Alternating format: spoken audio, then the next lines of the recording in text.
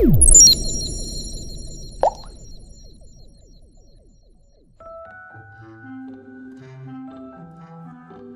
2015, the United Nations turned 70. Since World War II, the UN has existed to foster communication between its member states to achieve global goals, which would be impossible individually.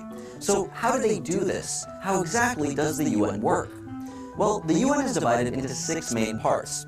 The first is the General Assembly, which includes nearly all internationally recognized countries, making up 193 member states. The Assembly meets annually in September and debates issues on security and diplomacy. In 2015, the major topic is climate change and helping developing countries face the threat of global warming. Within the General Assembly, resolutions relating to defense, as well as administrative issues like new membership and budget, require a 2/3 vote. Most other issues only need a majority. Every country, regardless of size, gets a single vote. However, there are 2 states in the UN which are not actual members: the Vatican, whose government is called the Holy See, and Palestine. These are called permanent non-member observer states, and while they can't vote, they are allowed to take part in debates. The second arm of the UN is the Security Council. It exists to prevent conflict on a large scale, promoting peace through diplomacy or sanctions.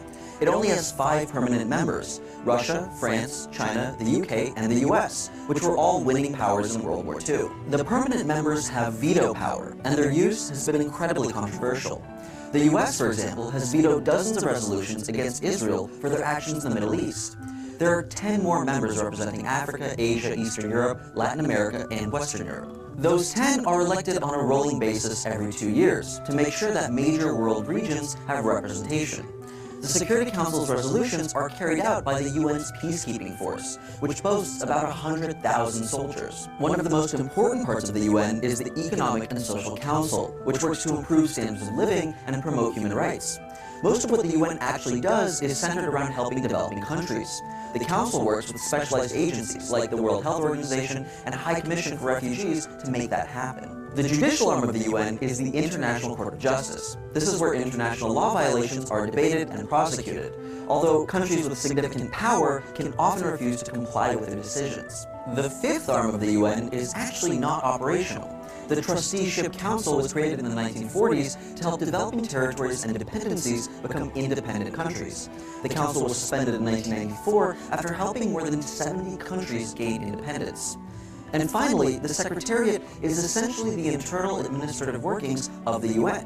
They're the ones who compile reports, communicate between the different councils, and are headed by the UN Secretary General, Ban Ki-moon. Although the UN exists to promote global cooperation, many have criticized the greater influence of the 5 permanent Security Council members. Still, the UN has seen incredible advancement in fighting hunger, poverty, and child mortality. Without communication and cooperation, the world would be considerably worse. Want to get a deep dive into why the UN Security Council has 5 permanent members? Check out Secret Daily's video to find out more. So if the 15-member council passes a substantive resolution, all 193 members are obliged to follow through. As you can imagine, member states at large do not always agree with the council, which has led to some instances of dissent. Thanks for watching TestTube News. Make sure to like and subscribe for new videos every day.